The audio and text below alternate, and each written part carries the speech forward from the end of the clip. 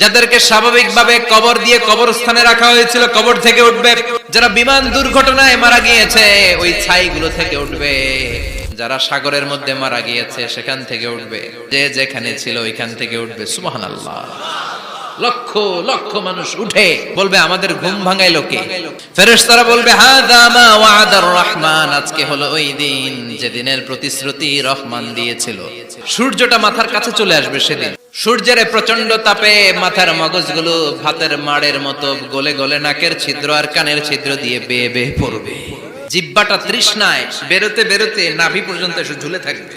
মা তার মেয়েকে দেখে দৌড়ে পালাবে, বাবা তার কলিজার টুকরা ছেলেরে চিনবে না। ও আয়েশা, দিনটা এত ভয়ঙ্কর হবে, বাঁচাও বাঁচাও ইয়া নফসি ইয়া নফসি বলে একবার ওই বিপদের দিনে মানুষ যে আকাশের দিকে এরকম তাকাবে, কার গায়ে জামা আছে কার গায়ে জামা নাই, ওই কথা মুহূর্তের মধ্যে ভুলে যাবে রে আয়েশা।